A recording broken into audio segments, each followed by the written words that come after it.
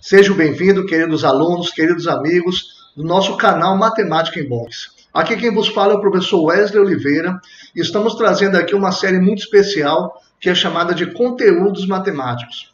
Em uma das nossas playlists você vai encontrar justamente esse tema.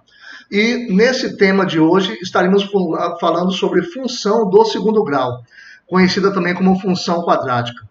Vem então conhecer um pouquinho as definições, os exemplos, os gráficos, as inequações que permeiam então esse estudo de funções quadráticas. Um grande abraço.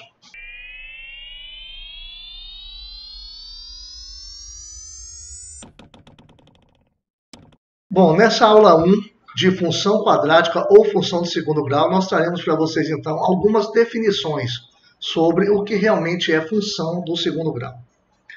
Diz assim: toda função polinomial da forma f de x igual a x ao quadrado mais bx mais c, e já podemos aqui começar a destacar alguns pontos, né?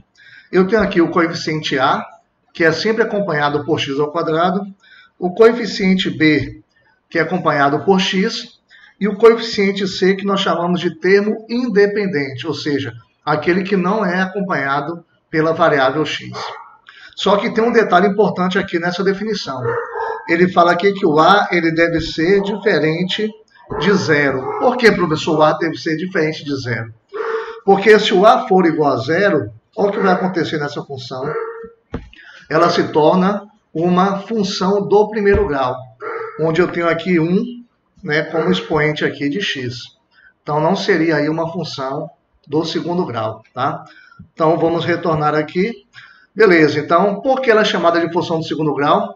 Porque nós temos justamente o expoente aqui elevado ao quadrado, ok? Bom, então eu trouxe aqui para vocês alguns exemplos de funções, né, do segundo grau. Perceba que no primeiro exemplo eu tenho o coeficiente a, o coeficiente b e o coeficiente c. Então nós chamamos isso de função completa. Por quê? Porque aparecem os três coeficientes numéricos da função. No segundo exemplo, eu já tenho aqui menos 1 como coeficiente a, 1 meio como coeficiente b e menos 2 também como c. Então, mais uma vez, né, função completa. Já no terceiro exemplo, nós temos apenas o coeficiente a, que é obrigatório para que exista a função de segundo grau. Tá? No caso, o a igual a menos 2, como vocês estão vendo aqui, o b igual a 0 e o c igual a 0. Isso é chamado de função incompleta ou equação incompleta. Né? Futuramente aí vocês vão aprender comigo nas outras aulas sobre equações completas e incompletas. Bom, continuando aqui, as definições eu tenho aqui, são exemplos de função do primeiro grau. Nunca esqueçam de analisar o sinal que vem também nesses coeficientes numéricos, porque quando for resolver esta função, né, pelo método de Bhaskara ou por soma e produto, esses sinais serão de extrema importância. Então eu tenho aqui o a como 1, né, coeficiente aí numérico, o b como menos 4 e o c como menos 3, nesse primeiro exemplo. No segundo exemplo, vocês estão vendo que é uma equação incompleta, que falta o termo b. Por que falta o termo b? Porque o b é que acompanha a variável x, tá? Então eu tenho o termo a, que é 1, que acompanha o x ao quadrado, e eu tenho o c, que é menos 9. O b, ele já é nulo. No terceiro exemplo, eu só tenho o coeficiente a, que é 6, o b e o c, eles são nulos. E você vai ver que tem como nós resolvermos essas equações incompletas também. E no último exemplo, nós temos menos 4 aqui como coeficiente a, eu tenho o coeficiente b, que é 2, mas o c, ele é nulo. Então, nesse caso, é chamado também de equação incompleta. Então, vocês estão percebendo que as equações incompletas, elas podem faltar o termo b, podem faltar o termo c, ou também o termo b e c. Lembrando, o que não pode, né, excluir é justamente o termo a. O a deve ser sempre diferente de zero. Bom, eu trouxe aqui algumas características agora em relação ao gráfico desta função. Então, lembrando que toda função do segundo grau é uma função parabólica. Ela forma uma parábola.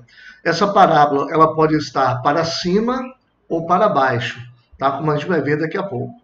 Então, a característica é y é igual a ax ao quadrado, né, mais bx mais c, que nós chamamos de equação geral da função de segundo grau. Lembrando sempre que o a deve ser sempre diferente de zero, né? E aí tem assim, ó, o gráfico de uma parábola. O que é preciso, então, para que eu possa montar o gráfico de uma função de segundo grau? Eu posso ter dois casos, né? Eu posso ter aqui o x1 e o x2, então basta que eu tenha então, as raízes dessa equação, né? O vértice dela aqui, ok? É justamente onde muda a trajetória desta parábola e automaticamente aqui eu tenho um ponto aqui de interseção, né? Com o eixo y, que vai ser justamente o termo c desta função.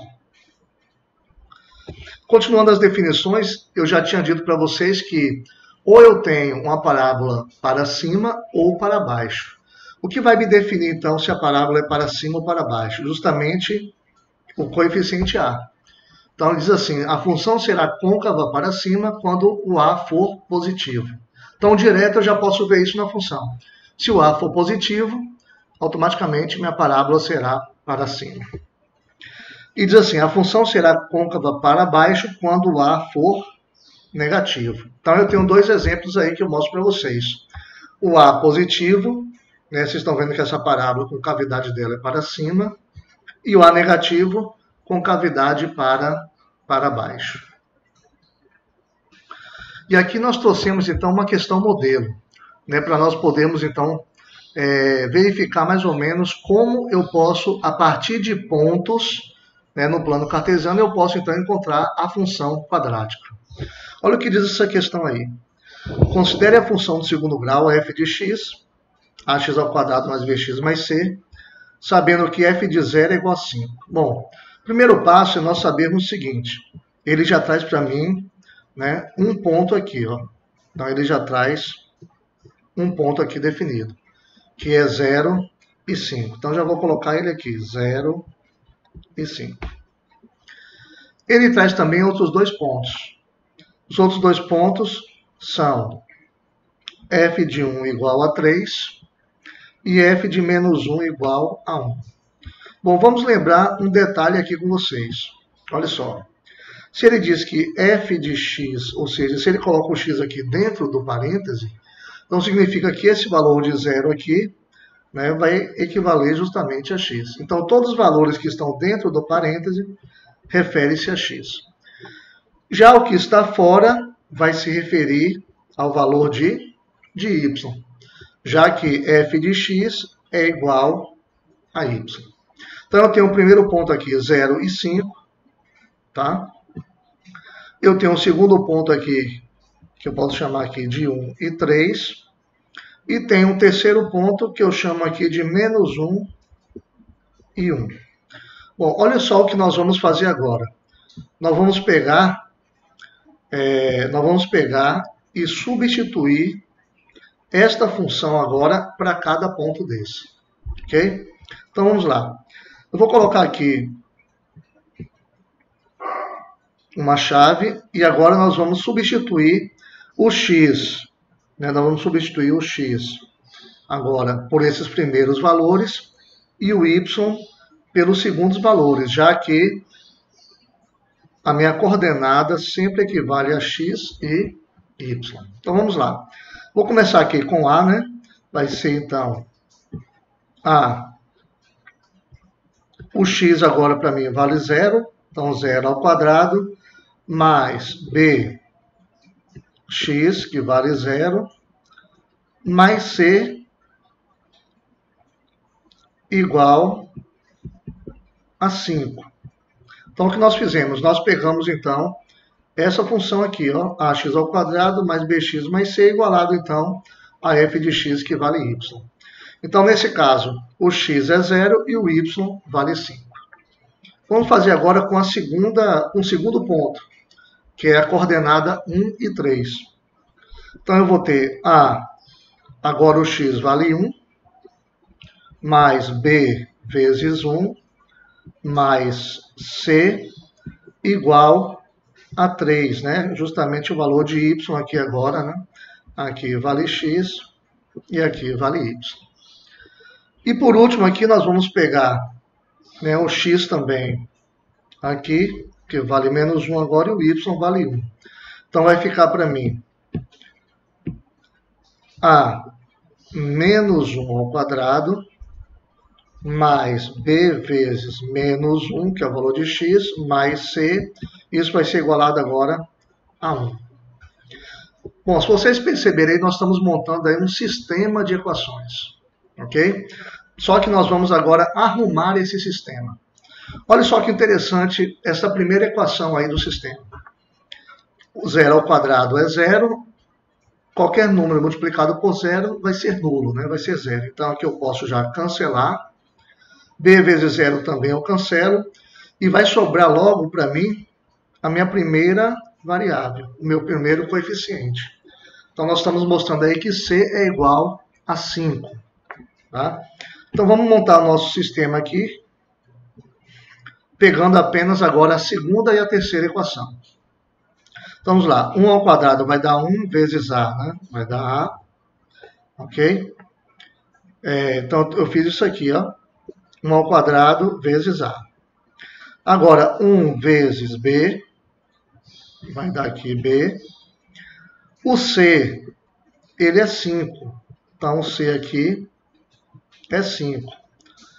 Né? Já achamos isso na equação anterior. Isso eu vou estar igualando aqui a 3, ok? Agora, vamos pegar agora a segunda equação. Então, na segunda equação, o que eu faço?